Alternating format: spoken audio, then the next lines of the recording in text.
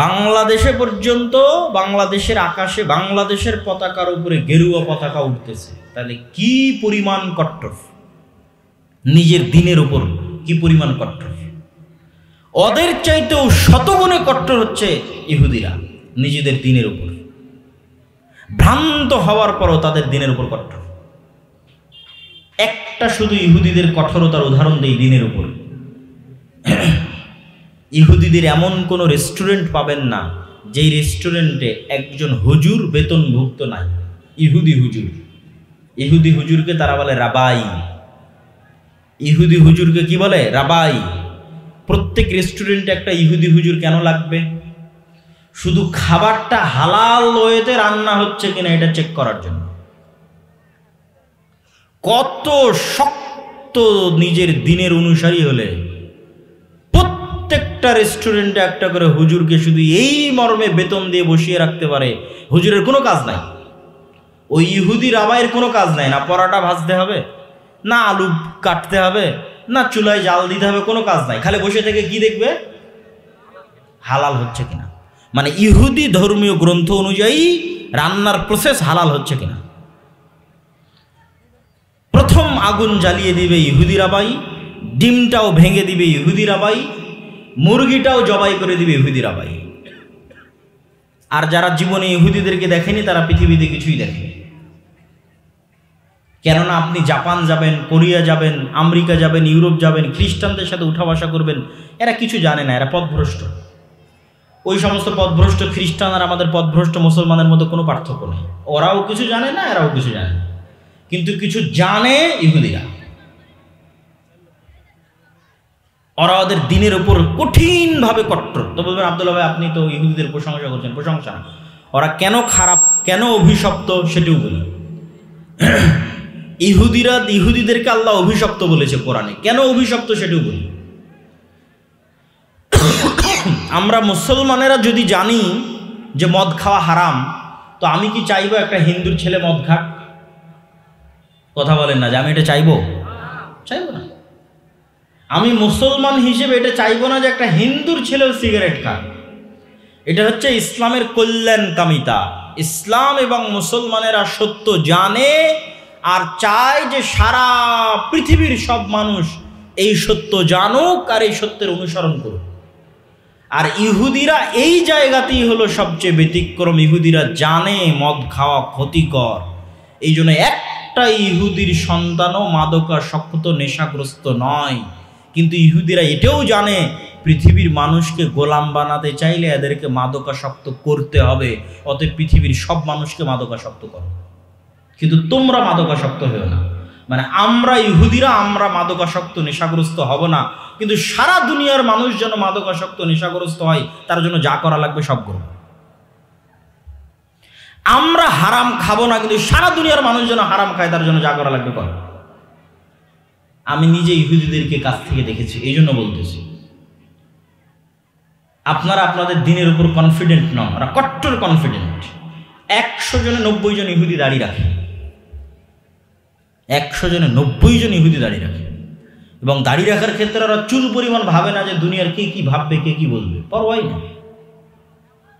আর আপনি এখন দাঁড়িয়ে রেখে দেখেন, আপনার বাপ মা থেকে শুরু করে সমাজের মানুষ থেকে শুরু করে কলিগ থেকে শুরু করে সবাই বলবে কেন এখনই দাঁড়িয়ে রাখলাম, মানুষ কি বলবে, সমাজ কি বলবে, অমুক হবে তুমুক হবে।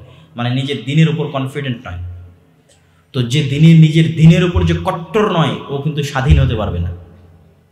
আপনি ভারতের কবল থেকে স্বাধীনতা পাবেন না যতক্ষণ না ও যেমন ওর দিনের উপর কট্টর হচ্ছে, আপনিও আপনার দিনের উপর কট্টর না হবে। ও ওর দিনের উপর কট্টর হচ্ছে না, কট্টর হচ্ছে, তা আপনি আপনার দিনে কেন ছাড় দিবেন? আপনি ছাড় দিলে গোলাম থাকবেন। তাহলে ইহুদিরা কেন খারাপ? ইহুদিরা সত্য জানে, কিন্তু পৃথিবীর মানুষ যেন ওই সত্য না জানতে পারে, না মানতে পারে, তার সকল ব্যবস্থা করে। মুসলমানেরা সত্য জানে, কিন্তু মুসলমানেরা চায় সারা পৃথিবীর মানুষ সত্য জানুক। আর খ্রিস্টানেরা সত্যই জানে না, পাগল। আল্লাহ বলেছে ওয়ালা দাল্লিন, এই জন্য সবচেয়ে বেশি ইসলাম গ্রহণ করবে খ্রিস্টানেরা, আগেও করেছে ভবিষ্যতেও করবে। তাহলে আমাদেরকে আমাদের দিনের উপর কট্টর হতে হবে। কট্টর হওয়া ছাড়া আল্লাহর নবীর দিন অনুসরণে আপোষহীন হেজিটেশনবিহীন হওয়া ছাড়া আপনি স্বাধীনতা পাবেন না। ভারতের গোলামি আমাদের এবং আপনাদের কপালে তখন লেখা থাকবে। আর সর্বশেষ পয়েন্ট, যেটি না শুনে আপনারা কেউ উঠে যাবেন না, সর্বশেষ পয়েন্ট হচ্ছে কলোনিয়াল মাইন্ড সেট আপ থেকে বের হওয়া। এটা এত কঠিন কিছু না, সহজ করে বুঝিয়ে দিচ্ছি। কলোনি মানে উপনিবেশ। উপনিবেশ কি?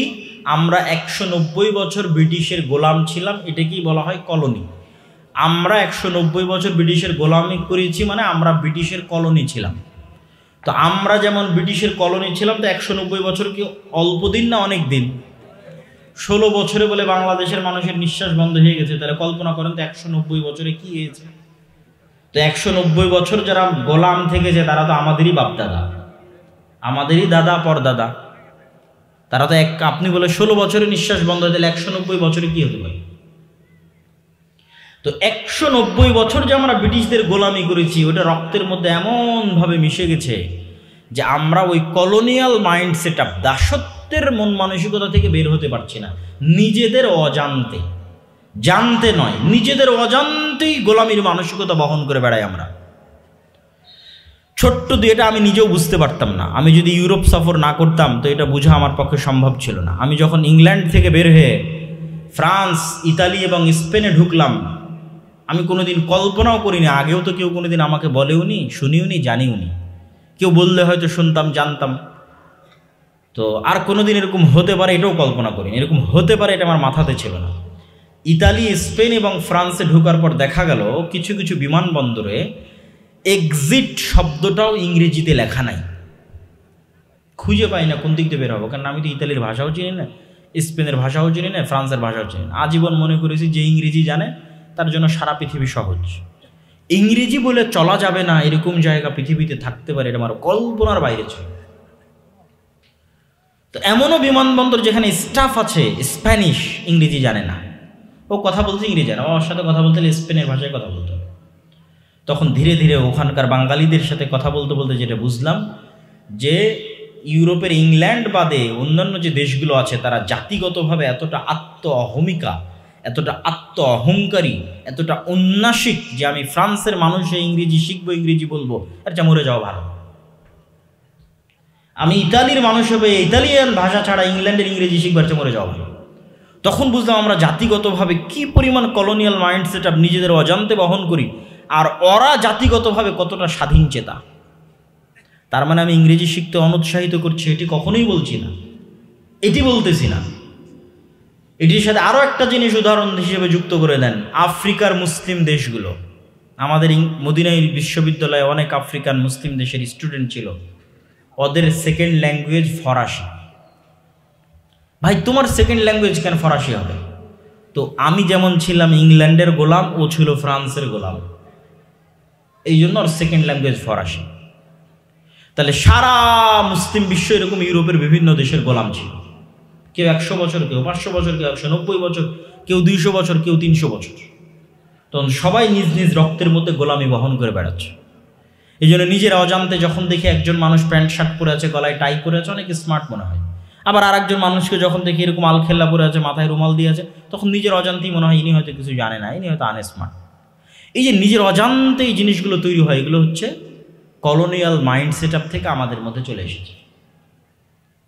একটা অফিসের রুলস হচ্ছে স্মার্ট হতে হলে তাকে দাড়ি চাচতে হবে।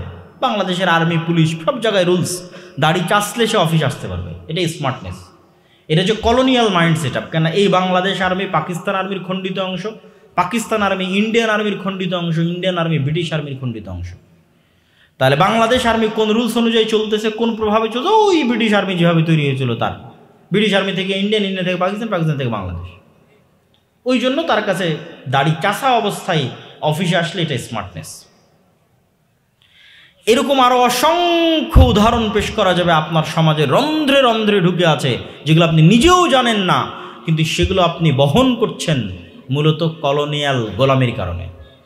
আর গত 16 বছর আমাদেরকে ভারতের কলোনি বানানো হয়েছে, ভারতের উপনিবেশ বানানো হয়েছে।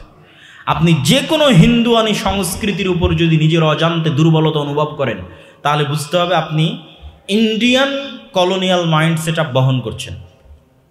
যদি বলিউডের গান, হিন্দি গান আপনাকে ভালো লাগে, তাহলে এটা ইন্ডিয়ার সফট পাওয়ার। আপনি ইন্ডিয়ান মানসিক দাসত্ব বহন করে বেড়াচ্ছেন বলিউডের গান ভালো লাগার কারণে। আপনার কাছে যদি পহেলা বৈশাখের অনুষ্ঠান ভালো লাগে, আপনার কাছে যদি এরকম আরও যত হিন্দুয়ানি কালচার আছে, দুর্গাপূজা হচ্ছে, দুর্গাপূজার অভিবাদন জানাচ্ছে বাংলাদেশের বিভিন্ন স্কুল কলেজ ইউনিভার্সিটির ছাত্ররা তাদের অফিসিয়াল পেজে অভিবাদন জানাচ্ছে, আনন্দ উৎসাহের সাথে দুর্গাপূজায় অংশগ্রহণ করতেছে। আনন্দ উৎসাহের সাথে দুর্গাপূজায় অংশগ্রহণ করার কাফের হওয়া একই কথা। নতুন করে কালেমা পড়ে মুসলমান হতে হবে, আশহাদু আল্লা ইলাহা ইল্লাল্লাহ ওয়া আশহাদু আন্না মুহাম্মাদার রাসূলুল্লাহ, এটা বলে নতুন করে পড়ে মুসলমান হতে হবে। তো এরকম যে কোনো হিন্দুয়ানি কৃষ্টি কালচারের প্রতি যদি আপনি আপনার অন্তরে দুর্বলতা অনুভব করেন, আপনি ইন্ডিয়ান মাইন্ডসেট বহন করতেছেন, গোলামীর, দাসত্বের। তাহলে ইসলামের সামগ্রিক বিজয়ের জন্য শেষ দুটো পয়েন্ট কি বললাম? শেষ দুটো পয়েন্ট ভুলে গেছেন না? মনে আছে? কার মনে আছে? হাত উঠান দেখি। জি বলেন তো ভাই, কি বললাম? এটা থেকে বের হতে হবে, তার আগে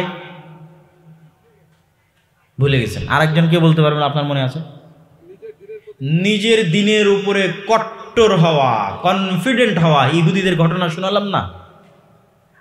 আপনার বিশ্বাস না হলে আপনি এখান থেকে উঠে গিয়ে কারো না কারো আত্মীয় তো আমেরিকাতে আছে, ইউরোপে আছে, থাকতে পারে, আপনি কল দিবেন, দিয়ে বলবেন তোমার নিকটের কোনো ইহুদি পরিবার তোমার জানা আছে কিনা, জানা থাকলে আজকে আব্দুল্লাহ বিন আব্দুর রাজ্জাক বক্তব্যে এগুলো বলে গেছে, তুমি আমাকে কনফার্ম করো ওই ইহুদি পরিবারের কয়টা সন্তান, একটা না দুইটা না পাঁচটা না ছয়টা। আপনি যদি শুনতে পান একটা দুইটা, আমাকে এসে বলবেন রাজশাহীতে গিয়ে যে একটা ইহুদি পরিবারের খবর পেয়েছিলাম যার সন্তান একটা দুইটা। আর যদি শুনতে পান যে পাঁচটা ছয়টা, আর এটি শুনতে পাবেন শতভাগ সকল ইহুদি ফ্যামিলি 5, 6, 7, 8, 9, 10টা বাচ্চা গ্রহণ করে থাকে। তাহলে আপনি জিজ্ঞেস করবেন কেন আপনাকে সারাদিন পড়ানো হচ্ছে? মা বোনেরা নিজেদের জিজ্ঞেস করুক কেন আমাদের সারাদিন পড়ানো হচ্ছে? ছেলে হোক মেয়ে হোক, দুটি সন্তানই যথেষ্ট, একটি হলে আরও ভালো। তো ইহুদি কেন মানে না? ইহুদি তো এটার পিছনে সবচেয়ে টাকা ব্যয় করে, ও কেন মানে না? ওর ছেলে কেন 6-7টা? আপনার স্কুলের সিলেবাসের মধ্যে ঢুকাবে LGBTQ মানে সমকামিতা। একটা ইহুদি স্কুল আপনি খুঁজে নিয়ে এনে দিতে বলবেন, যে কোনো প্রবাসী ইউরোপে আছে, আমেরিকায় আছে, অনলাইনে ফেসবুকে দেখতেছে, আপনার পরিচিত আছে, বলবেন একটা ইহুদি স্কুল খুঁজে নিয়ে আসো যেখানে LGBTQ পড়ানো হয়, মানে যেখানে তার স্কুলে সমকামিতা শিক্ষা দেওয়া হয়। অথচ প্রত্যেকটা খ্রিস্টান স্কুলে সমকামিতা শিক্ষা দেওয়া হচ্ছে, তো ইহুদি কেন শিখায় না? আপনি বলবেন তাহলে খ্রিস্টান যে শিখাচ্ছে, ওই আল্লাহ তো কোরআনে বলেই দিয়েছে এরা জানে না কিছু, ওলা দল্লিন, এরা কিছু জানে না, এরা জানেই না কিছু। এই জন্য ইবলিস এদেরকে উল্লু বানাতে পারে। উর্দুতে একটা শব্দ আছে উল্লু বানানো, মানে পাগল বানানো। তো এদেরকে ইবলিসের পাগল বানানো কি খুব সহজ, কিন্তু উল্লু হয় না কারা, পাগল হয় না কারা? ইহুদিরা হয় না। ওদের কাছে সত্য আছে। ওরা অভিশপ্ত কেন? ওরা সত্য জানার পরেও সারা দুনিয়ার মানুষ যেন ওদের গোলামি করে। আপনি যদি ফ্রি ফায়ার পাবজি না খেলেন, আপনার ছেলেরা যদি বিড়ি সিগারেট জুয়ায় আসক্ত না হয়, অনলাইনের জুয়ায় আসক্ত না হয়, টিকটক ফেসবুক ইউটিউব রিলসে আসক্ত না হয়, তাহলে এগুলো সব তো বড় বড় বিজ্ঞানী হবে, ডাক্তার হবে, ইঞ্জিনিয়ার হবে। তো বিজ্ঞানী ডাক্তার ইঞ্জিনিয়ার আবার গোলামি করবে নাকি? মেধাবীরা গোলামি করে? মেধাবীরা কখনো গোলামি করে না। কিন্তু ওকেও যদি মাদকাসক্ত হয় গোলামি করবে। তাহলে ওকে গোলাম বানানো সহজ, ইহুদির ওকে গোলাম রাখা সহজ। এই জন্য ইহুদিরা সারা পৃথিবীতে সুদী অর্থনীতি ছড়িয়ে দিয়েছে। তাহলে সারা পৃথিবী তাদের গোলামি করবে, সারা পৃথিবীকে তাদের কন্ট্রোল করা সহজ হবে। আর আমরা মুসলমানরা চাই না যে দুনিয়ার একটা মানুষও গোলামি করবে। এই জন্য আমরা চাই না একটা মানুষও সুদের সাথে সম্পৃক্ত থাকে। এই জন্য ইসলাম সত্য, আর এই জন্য ওরা অভিশপ্ত। সম্মানিত উপস্থিতি, আর এই যে ফিলিস্তিন সম্পর্কে আলোচনা করছি, জেরুজালেম ইহুদিদের সম্পর্কে আলোচনা করছি, এটা নতুন বই ফিলিস্তিনের উপর, ফিলিস্তিন ও সমসাময়িক মুসলিম বিশ্ব। বিস্তারিত শুধু ফিলিস্তিনের আলোচনা নয়, সিরিয়ার আলোচনা বলেন, পাকিস্তানের আলোচনা বলেন, রাশিয়া ইউক্রেনের যুদ্ধ বলেন, আফগানিস্তান তালেবান বলেন, সব সমসাময়িক মুসলিম বিশ্বের আলোচনায় বইটিতে পাবেন। তো আপনাদেরকে বক্তব্যের শেষে এসে একটা উদাত্ত আহ্বান জানাই, আগামী 7 ও 8 নভেম্বর কি আছে বলতে পারবেন? সালাফি কনফারেন্স আছে, জাযাকাল্লাহ খায়ের। আগামী 7 মানে এই বৃহস্পতি শুক্রবার পরশুদিন সালাফি কনফারেন্স আছে রাজশাহীতে। সৌদি আরবের আলেম আসতেছে 4 জন। কয়জন? 4 জন। মদিনা ইসলাম বিশ্ববিদ্যালয় সহ বিভিন্ন বিশ্ববিদ্যালয়ের আলেম আসতেছে। ভারতের আলেম ওলামারা তো থাকেই, আর দেশের বড় বড় জ্ঞানীগুণী পণ্ডিত ইসলামিক স্কলার তারা তো আছেই। উক্ত সালাফি কনফারেন্সে আপনাদের অংশগ্রহণের উদাত্ত আহ্বান থাকলো। আর যেই বক্তব্য দিলাম, যে পয়েন্টগুলো সামারি করলাম, তা মাসিক আল ইতিসামের এই সম্পাদকীয়তে পাবেন। আমি যদি আবারও আপনাদের সামনে বক্তব্যের সর্বশেষে সামারি করি, ইসলামকে রাষ্ট্র ক্ষমতায় আমাদের দরকার না দরকার নয়? দরকার। তো ইসলামকে রাষ্ট্র ক্ষমতায় কি আপনি ভোট দিয়ে নিয়ে আসতে পারবেন?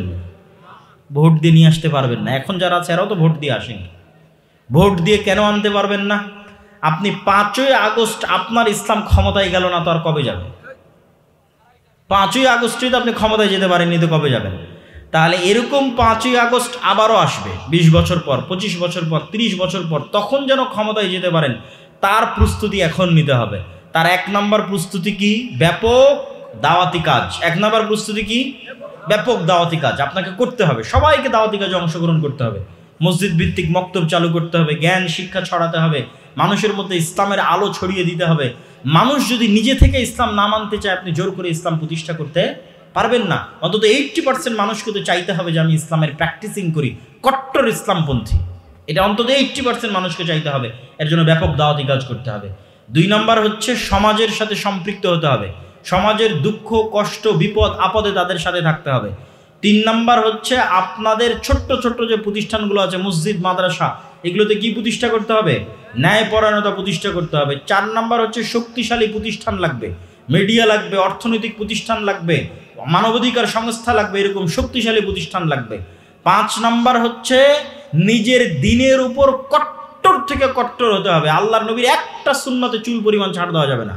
দাড়ি রাখার জন্য মৃত্যুবরণ করতে হবে, টাকনোর উপর কাপড় পরার জন্য মৃত্যুবরণ করতে হবে, একটা সুন্নতে চুল পরিমাণ ছাড় দেওয়া যাবে না। ইহুদিদের মতো হিন্দুদের মতো কট্টরপন্থী হতে হবে। ওরা যেমন ওদের দিনে কট্টর, আপনাকে আপনার দিনে কট্টর হতে হবে, আপনি স্বাধীন হয়ে যাবেন। 6 number colonial mind set up, গোলামির মাইন্ড সেট আপ থেকে বের হয়ে আসতে হবে। আর সর্বশেষ আরও একটি বিষয় বলে বক্তব্য শেষ করি, সেটি হচ্ছে আমাদের যে জাতিগত ইতিহাস ঐতিহ্য আছে। আমাদের ইতিহাস কি শুধু 1971 থেকে শুরু?